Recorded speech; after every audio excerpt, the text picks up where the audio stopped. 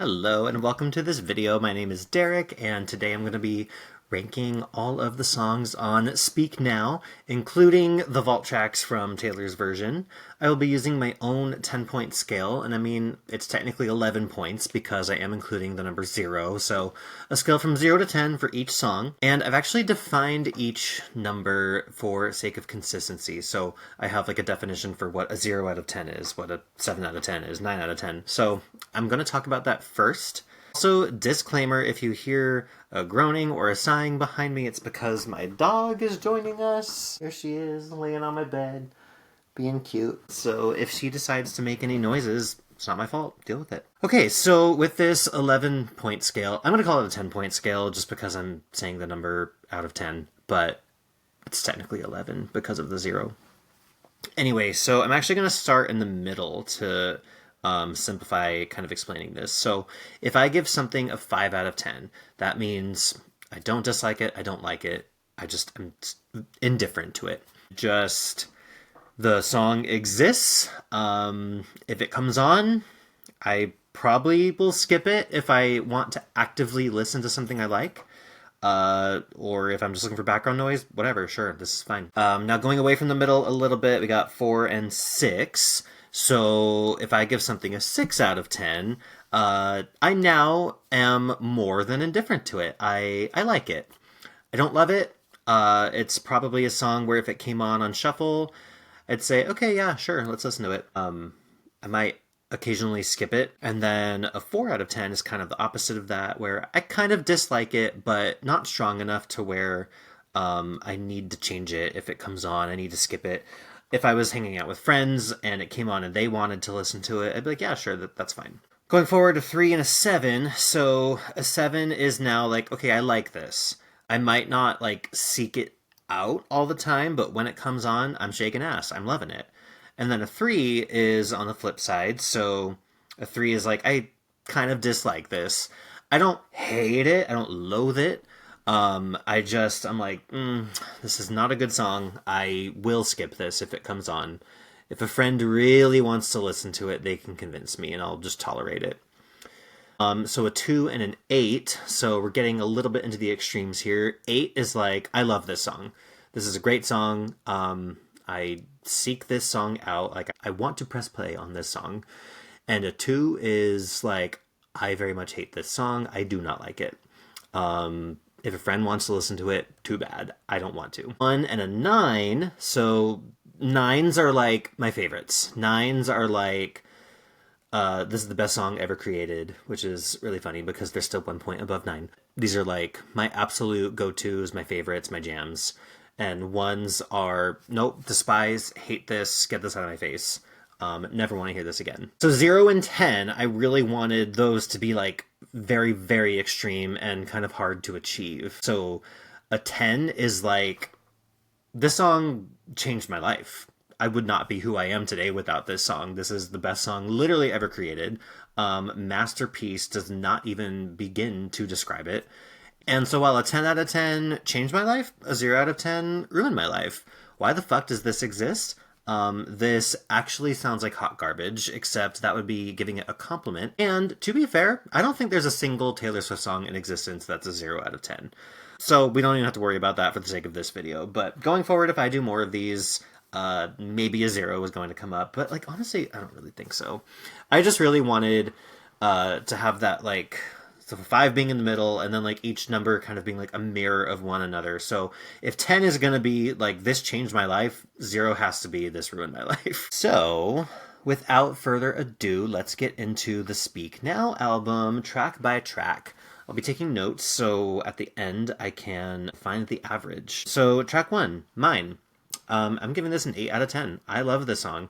This is one of the shining stars on Speak Now for me. I was like begging to hear this song live on the Eras tour, and was very sad that, I think everyone's sad that we only got 1 song, or 2 if you're lucky. Okay, I didn't get to go to one of the shows with Long Live. I only got to see Enchanted, which I will take Enchanted because we're going to get there and you'll see how I feel about that song. But anyway, all that to say, if I were to pick like 3 songs from Speak Now, let's just like, come on, like I'm just asking for 3 3. You gave Fearless 3. You gave like every other era more than 3, except debut. But if I had to pick 3 Speak Now songs, I'd probably pick Enchanted and Long Live and Mine. Now, I wouldn't say those are my top 3 songs on Speak Now.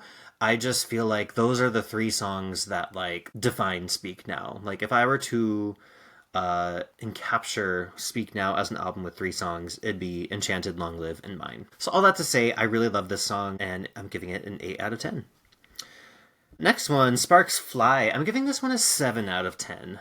I like this song. When it comes on, I'll jam, I'll shake ass, but I'm not like actively seeking it out, you know? I do think it makes for a better like track 1 than Mine does. Like I really think if Sparks Fly was track 1 and Mine was track 2, that's personally what I would have done. And then the rest of it is perfectly fine. But I feel like that just makes more sense to me, and she really fixed that error with the Speak Now tour where she opened with Sparks Fly. I think just that first lyric, Drop Everything Now, is such a great way to be like, okay, I'm listening, I'm seated, I'm listening to this album, and I'm not focused on anything else. Sparks Fly is like my 4th of July song. I don't care about 4th of July, but when it's 4th of July, I say, okay, it is Sparks Fly Day. That is what today is. I actually always forget that she wrote this, like, I think in the debut era. I know she wrote it early, like earlier than Fearless, because I know she played it live a couple of times, and it was more like banjo-y and country, and had some different lyrics. So that always like throws me for a loop, because I always forget. And I love that she realized that it's a good enough song to put on an album. All right, next track, Back to December. I'm debating between a 6 and a 7 here, but I'm not going to do that. I'm not going to do any in-betweens or 0.5s. I am going to stick to a solid whole number, so I'm not going to do a 6.5. I'm going to do a 6 or a 7, and I think I'm going to do a 7 with Back to December. The reason I'm inclined to give it a 6 is most of the time I'm not a huge fan of monotone, and the chorus of the song is pretty much just the same note. This is me solo in my pride, standing in front of you saying I'm sorry for that night. I guess technically kind of flutters between 2 songs. Da, da, da, da, da, da, da, da. But it's just a little too monotonous for me. Sometimes my taste in music makes no sense because I love Look What You Made Me Do, and that chorus is extremely monotonous.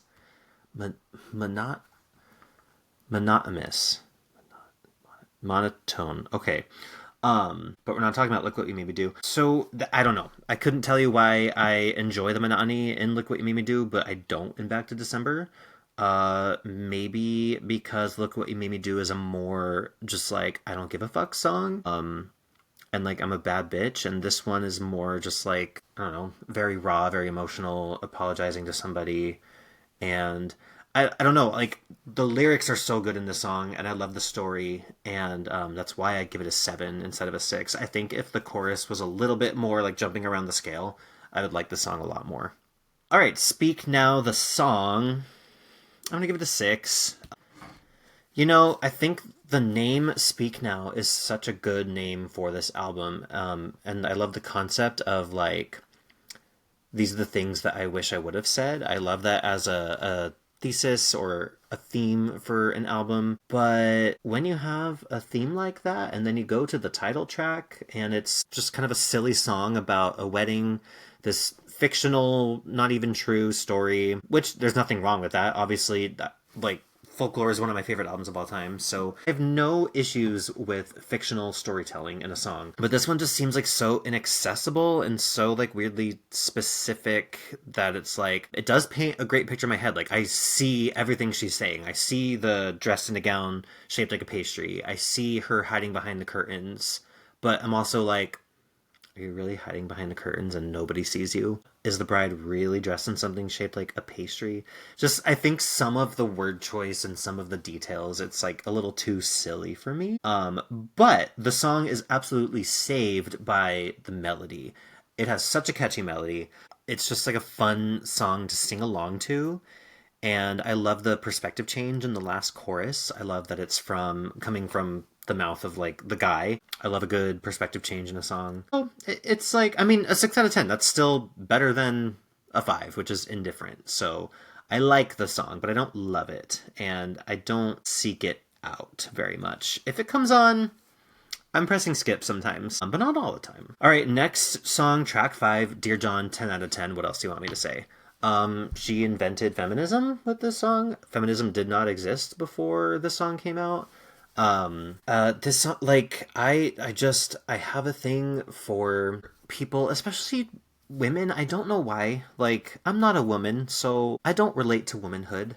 But when I hear songs about a woman who is talking about, like, a man who not just, like, screwed her over, but, like, just treated her horribly, and she's sitting and reeling about it, there's something about that is just, like, my cup of tea. I should say, for a song, I'm not happy that all of this happens to her, but I'm just saying that for a song, this is a masterpiece. Dear John, like I mentioned earlier, I love a good perspective change, and while this one's not really, like, from a different person's point of view, something happens in the bridge where the first, like, 4.5 minutes or whatever of the song, I picture her on the Speak Now stage in her purple dress and just sitting on the staircase, and she's like, I can't move because I'm so sad. And then, like, 2/3 of the way into the song, this bridge comes, and she's like, you know what? I'm standing up. I'm saying something about this.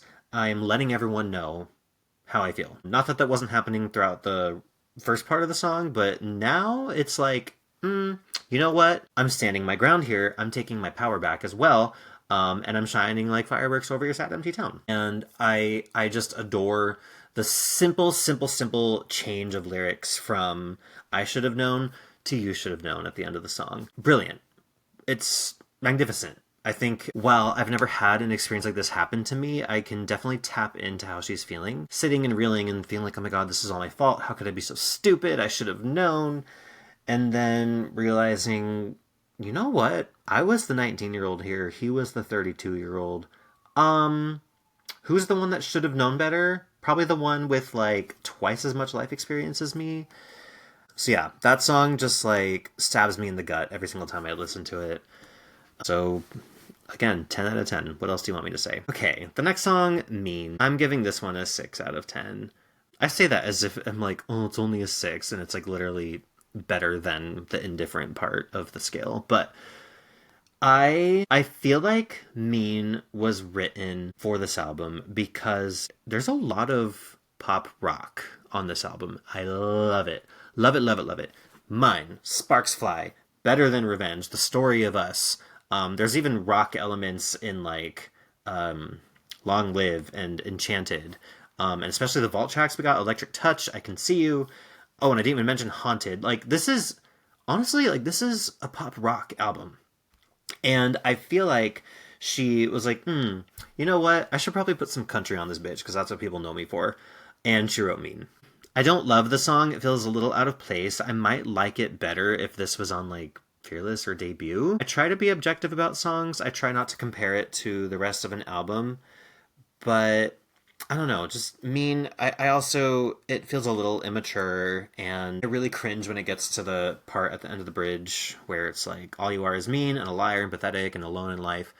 I'm just like, okay, girl, like, who's being the mean one right now? I get it. Her feelings are valid. She can feel how she wants to feel. But maybe some things we don't share with the class. But then, you know what? At the same time, I love a song that is completely unfiltered. Maybe I'll do a Tortured Poets video someday, but, like, Guilty as Sin, one of my favorite songs of all time. She should not be sharing those thoughts with the class, but I have to respect it, and I have to give that song probably a 9 out of 10, but we're not talking about Tortured Poets right now. So I guess I'm just confused because there is a difference between Mean and Guilty as Sin, where they're both, like, unfiltered, but Mean makes her just kind of feel like she is playing a victim. And to be fair, that critic said some atrocious shit about her. But you know what? I'm really struggling to find words for, like, why I don't love Mean. But I just don't.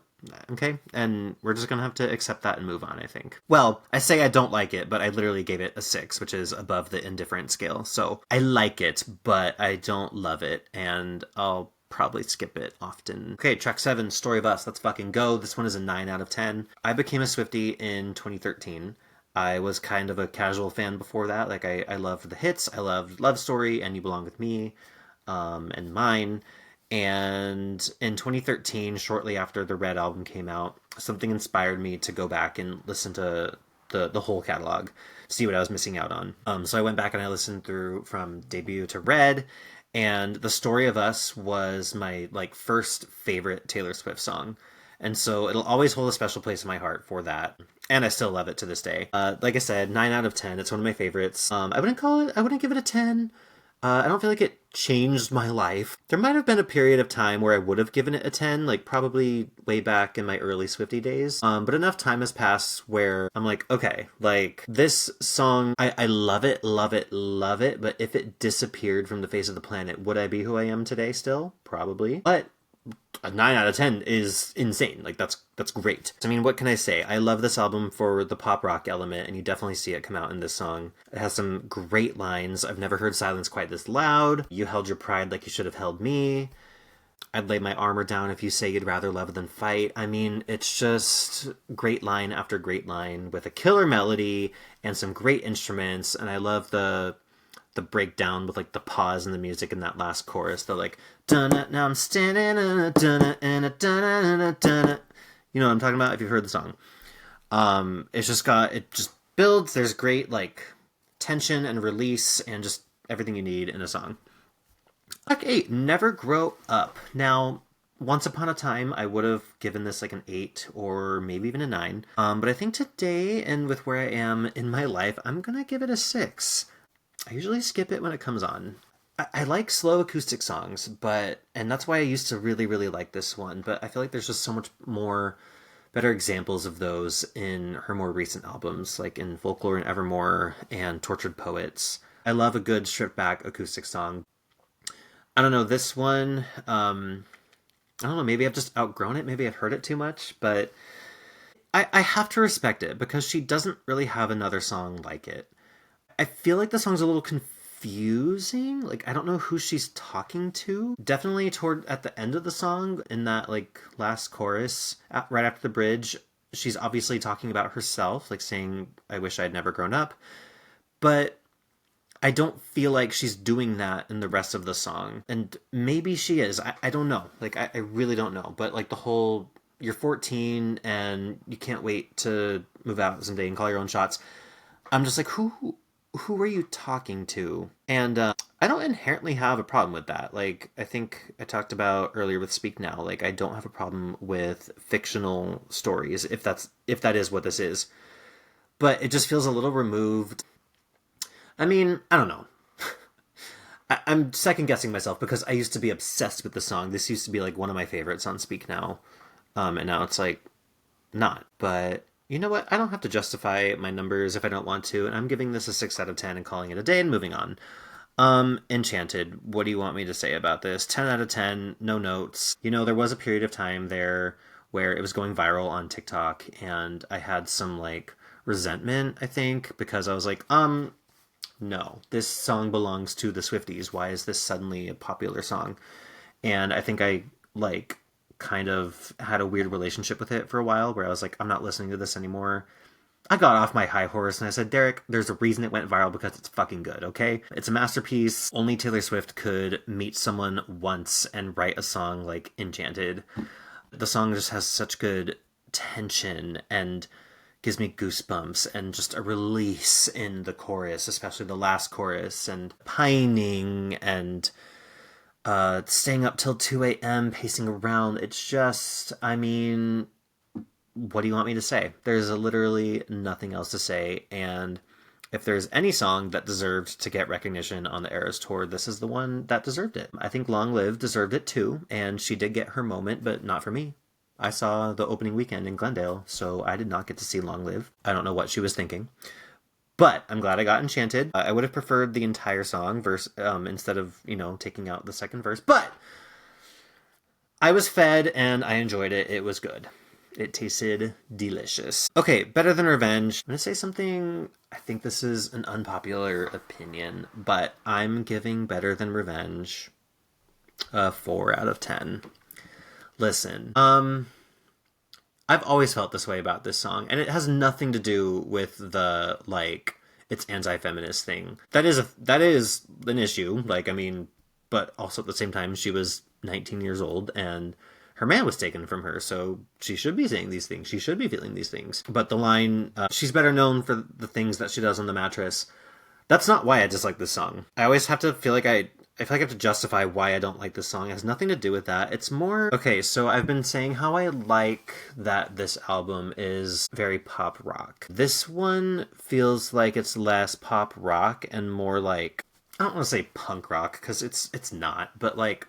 That's just never been my jam. I'm not a fan of punk rock.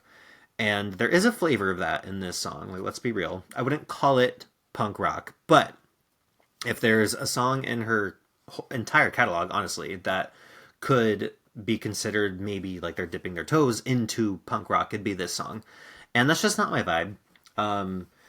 But don't get it twisted. Like, there are times when this song comes on and I'm screaming every word and enjoying it. But the vast, vast, vast majority of the time I'm hitting skip. And it really has nothing to do with the subject matter. It really is just the sound of it, I think.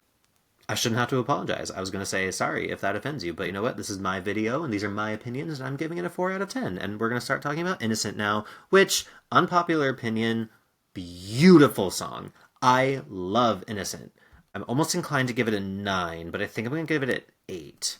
Yeah, it's about Kanye West, and that's annoying, but who cares? Just listen to it and don't think about Kanye West. Think about yourself, you know? I listened to this song, and my next birthday, I'll be turning 32, so I will be hitting play on this song on my birthday. Taking out the Kanye West of it all, it is a masterpiece. She doesn't have another song like it. There are some gorgeous lyrics. I think one of my favorite Taylor Swift lyrics of all time is, "Wasn't it easier in your firefly catching days when everything out of reach someone bigger brought down to you?" Oh my god, that's so cute. It's so, just hits me right. And I really, really like this song, and I hate that people don't like it just because it's about Kanye West. Just pretend like it's not. That's what I do, and I love it. So move on with your life and appreciate good music. That's what I have to say about it. Haunted, 9 out of 10. So good. Not life-changing, so it's not quite a 10, but, you know, 9, like... For all intents and purposes, like 9 out of 10 might as well just be as good as it gets without like changing your life. So I would call 9 out of 10, ironically, a perfect song. So actually, no, it's funny I say that because my one beef with Haunted is that it doesn't have a better bridge. She's known for writing a killer bridge, and this song deserves that. And instead, she literally just says, "I know," like 3 times. She's like, "I know, I know, I know."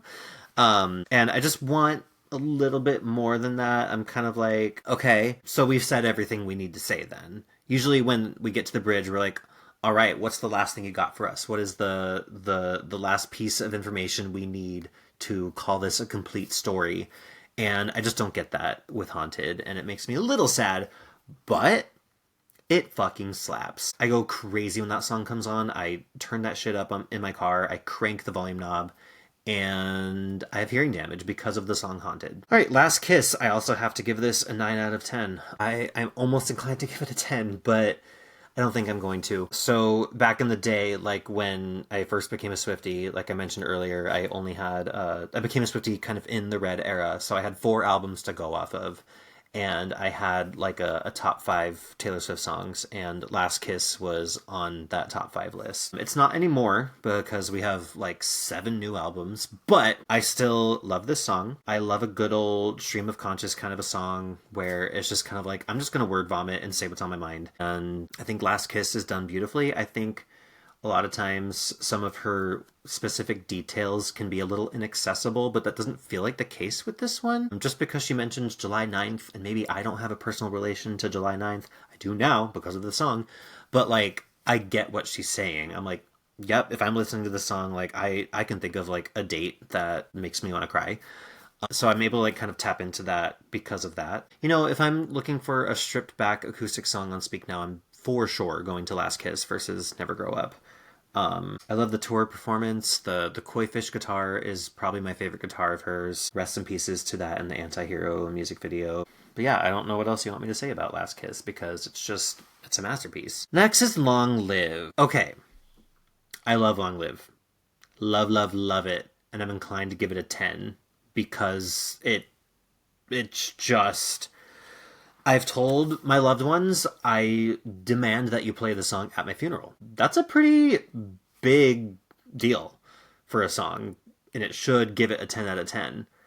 However, I think I'm gonna give it an 8, not even a 9. Here's why. I think the song just kind of goes on for a little too long. I wish it's a little repetitive, but I don't know. I'm saying these things, and actually, my brain is short circuiting, and I'm like, no, I'm not making any sense. It's not repetitive. It's really good. I love that I'm defending or I'm trying to justify an 8 out of 10. Like, an 8 out of 10 is literally such a good score. And I'm just like, no, I promise it's still really good. It is really good. It's an 8 out of 10.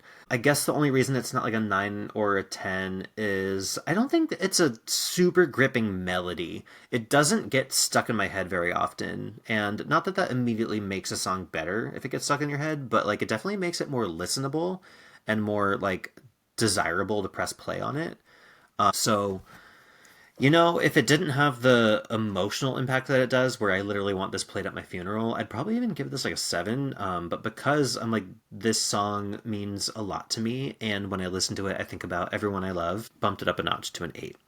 All right, so that was everything in the standard edition. Let's talk about the bonus tracks. There are 3 of them. Yes, 3, because we are including If This Was a Movie. Thank you very much. There's no way that she can convince me that this is actually a Fearless song, because it's not. It was on Speak Now. What do you want me to do about that? But let's talk about ours. I used to be obsessed with this song, and I probably would have given it like a 9 back in the day, but I think I'm gonna go down to a 7. I really like the song. It's really cute. I think it's just a little like too cute. Like when I'm listening to it, I just picture like I don't know, like a fluffy bunny rabbit and just like hearts and Valentine's Day, and it just that's not really my thing. But I love what the song is about. It's got some really great lyrics. Any snide remarks from my father about your tattoos will be ignored. I love that lyric. That's probably my favorite lyric in the whole song. I don't know. It's just a solid love song. It's there's nothing wrong with it objectively. I was gonna say, like obviously the cutesy stuff is a little bit too much for me. So for me, there's something wrong with it. But I don't think there's anything like if someone else said like this is my favorite Taylor Swift song, I'd be like that's so valid. But yeah, for me, I'm just gonna give it a 7 because I think I tend to get a little turned off by the cutesiness. Okay, so if this was a movie, I'm sure everyone's familiar. Like, if you're watching this video, you're familiar with the Taylor Swift discography. But if you're not, for some reason, when she did her re-recording project, she released Fearless Taylor's version, and then like a year later, just like was like, oh, here's If This Was a Movie, which is on Speak Now, but she didn't put out Speak Now Taylor's version yet. But she just gave us If This Was a Movie with the Fearless Taylor's version cover art, and was just like, here you go. And everyone was like, it was shocking. It gave me whiplash. It's still a Speak Now song to me. I will never call it a Fearless song. Again, I could kind of take or leave this song, if I'm being honest. I'm going to give this one a 6, which is higher than Indifferent. The verses are a little bit monotonous for me. I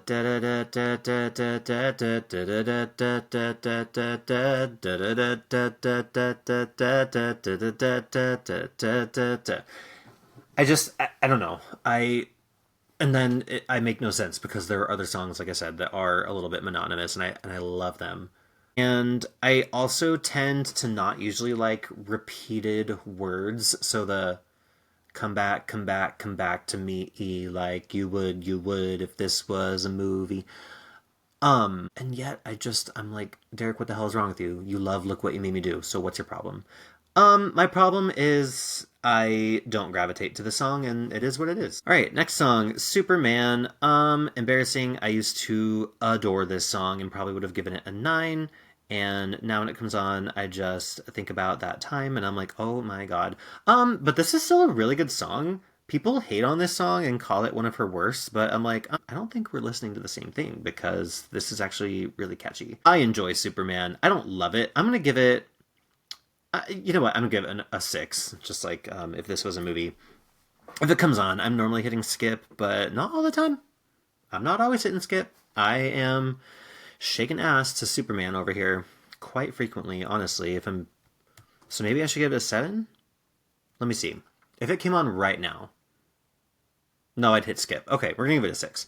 Okay, so to wrap this up, we have the 6 vault tracks. I am so sorry, but Electric Touch, 10 out of 10. What do you want me to say? Enough with the hate on the song. It's literally invalid. If you hate this song, I hate you. And that's just that. I begged for a Fall Out Boy collaboration with Taylor Swift for a decade. And here we go. We got it. It's perfect. No notes. I literally have no notes for this song. I say 10 out of 10. Like, I think it would have... The song itself would have been a 9, which is still fantastic, if I wasn't begging for a Taylor Fall Out Boy collaboration since they performed together at, like, the Victoria's Secret fashion show. Was it 2013? I don't know. But this song, like, it just felt like a gift from Mother Nature. It was like, hey, you know that thing that you've been, like, just dying for a third of your life? Here you go. And then I pressed play, and I was like, this is the best song I've ever heard in my entire life. Literally life-changing, so I'm giving it a 10 out of 10. If I wasn't begging for it and it just came out, I'd give it a 9 out of 10 because it's a great song. I actually genuinely don't get why people don't like this song. I also love when people are like, oh, Taylor Swift needs to go rock and roll, and then they get Electric Touch, and they're like, but not like that. It's like, then like what? Then like what? I'd like you to tell me. The 1989 tour versions of We're Never Getting Back Together and I Knew You Were Trouble, I mean, those slap too. But have you heard Electric Touch? May I recommend Electric Touch featuring Fall Out Boy from the Vault, Taylor's version. Just saying. When Emma Falls in Love, 3 out of 10. I'm sorry. This is my least favorite song on Speak Now. I can't listen to it. Like, I can. This is one of the few Taylor Swift songs where, like, I don't know all the words to because I just never listen to it. I don't know what it is about it. I respect it, like, for what it is. I have no problem with what it's about. It's just, like, I'm not interested. Cleopatra, growing up in a small town, like, what does that even mean? Like, I don't know. There's something about it that rubs me the wrong way. And not in a, like, cringy way, but just I don't want to listen to this way. It's boring. Yeah, it honestly kind of gives Gaylor a little bit, and that bothers me. I hate when people speculate about her sexuality, and I'm like, you're giving them something to speculate on. Stop it. Yeah, When Emma Falls in Love, I was very captivated by that title when we first got the titles of the vault tracks. I was like, ooh, I'm interested in that one the most. And it was my least favorite. It still is. What else do you want me to say? I Can See You. I love this song. I don't know if I want to give it a 7 or an 8. If it comes on, I'm not hitting skip. I'm listening to that song. But am I, like, seeking the song? You know what I mean? I feel like that's kind of the difference between 7 and 8. I'm not hitting skip. Like, probably never. But am I searching it into the search bar on Spotify? That's another question. Sometimes I am with I Can See You. You know what? I'm giving it an 8. I feel good about that. I Can See You. Solid pop rock song by Taylor Swift. Spicy pop rock song, if I might add. We've gotten spicier since then, but keep in mind, Fearless Taylor wrote this song. So she might as well have, like, it's basically the same implication of, like, writing Would in 2025. I mean, this song is so good, and I'm so grateful that she gave us vault tracks with Taylor's versions, because if I went the rest of my life without ever hearing this song, I don't know what I would do with myself. Now, it's not life-changing, it's not a 10 out of 10, but it's so good. It's catchy, it's spicy, I'm just using the same words now, and that's an indicator that we need to move on. Also, it's Crumbling. I really like this song. I'm giving it a 7. I kind of hated it when I first heard it, and I feel like that tends to be the case with, like, slower Taylor songs. Like, usually the first time I hear them, I could take or leave it, and then after a couple months, I'm like, wait, this is the best song I've ever heard in my entire life. I think I just had so much hype for this because it was featuring Hayley Williams. I was expecting more of a I Can See You vibe, honestly. Maybe not as far as subject matter, but, like, with, like, how it sounds sonically. And, I mean, with a title like Castles Crumbling, like, that just, like... Castles Crumbling featuring Hayley Williams screamed a rock song to me. And because that's not what we got, I was like, oh, I hate this. But enough time has passed where I'm like, actually, hold on, I was wrong. This song is great. It's one of those songs where it's like, I don't know if we needed the feature. I don't know if Hayley Williams made it better. Like in the way Electric Touch, I think, needed Fall Out Boy to make it a great song. I'm curious to know what it would sound like without Hayley Williams, and if I would like it even more. But I'm giving it a 7 out of 10. That's a good score. All right, Foolish One, 9 out of 10. One of my favorite vault tracks that we have from her, if not my favorite. Oh no, Electric Touch. Just kidding. Foolish One's probably my second favorite vault track that we have. Not just Speak Now, but like of all vault tracks. Nope, we have All Too Well 10-minute version. Okay, you know what? Never mind. Long story short is that Foolish One is so good. I love a good upbeat song that makes you want to cry and also has acoustic guitar. And this song just feels very nostalgic, like 2010 to me. Even though we got it in 2023, right? That's when Speak Now, Taylor's version came out. I heard it and I'm like, I'm back in 2010. Something about the sound just transported me back there. And I love it for that. I love the subject matter. I think the stop checking your mailbox is a little outdated, but like would have made more sense in 2010. But that's fine. I don't have a problem with that. But yeah, super catchy. It's just a vibe. It's a solid song, I might say. All right, last but not least, we have Timeless. I'm giving this one an 8. Yeah, I love Timeless. There's some cringiness to it, like romanticizing World War II and like getting taken off, being drafted into the war. But like I always wanted a song like this from Taylor Swift. And when I say a song like this, I think I mean like a country ballad that was emotional and not like twangy country, but more, it's giving If I Die Young by the band Perry, and obviously not subject matter, but just like sonically, like there's something about it that you can hear, like the live instruments and just the kind of like the stream of words, like with like hardly any time to take a breath. Like I'm just gonna talk and say things and say very specific things. Like there was a cardboard box and the sign said 25 cents each for the photos, and the date on the back said 1958, and like it's just so, it's country without being twangy and annoying. It's country while having storytelling and specificity and imagery that just takes me to another place. So romanticizing the war and whatnot aside, solid song. I love it. All right, friends, let's go ahead and find the average. All right. I found the average, and I'm a little surprised, but the average is about a 7.04. I think I was expecting a little bit higher. It's probably because of songs like When Emma Falls in Love and Better Than Revenge. Those are like the only two songs I gave less than a 5 out of 10 to. I'm curious. Let's see what the average would have been without When Emma Falls in Love and Better Than Revenge. Okay, yeah, that's kind of a little bit more than I was expecting. So without those two songs, it's a 7.38, or like 7.4 if we're rounding. Yeah, I guess even then I'm a little surprised. I feel like most of the songs I gave anywhere between 7 and 10. But I guess, okay, looking back at my list, I had a few 6s in here. So let's do a little recap, shall we? Let's go by number. So the lowest score I gave was a 3 out of 10. That was When Emma Falls in Love. 4s, I only have Better Than Revenge. I don't have any 5s. 6s, I have Back to December, Mean, Never Grow Up, If This Was a Movie, Superman, and yeah, that's it. So, okay, so quite a few 6s. 7s, I have Sparks Fly, Back to December, Ours, and Castles Crumbling. Okay, so only 4 7s. Interesting. For 8s, we have Mine, Innocent, Long Live, I Can See You, and Timeless. For 9s, so again, these are like my favorites, just without changing my life. But I love, love, love these songs. These are like top tier. So 9s, we have Story of Us, Haunted, Last Kiss, and Foolish One.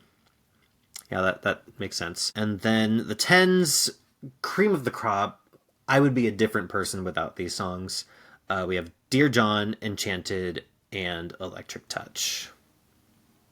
I like how I'm like, yes, I agree with my decisions. It's like, well, yes, because you're the one that made them. Thank you very much. Okay, so I guess that's it. I hope you enjoyed this video. Let me know if you want to see more. I'd love to do this with Taylor Swift's other albums. Yeah, hopefully you enjoyed, and hopefully I see you in the next one. Bye!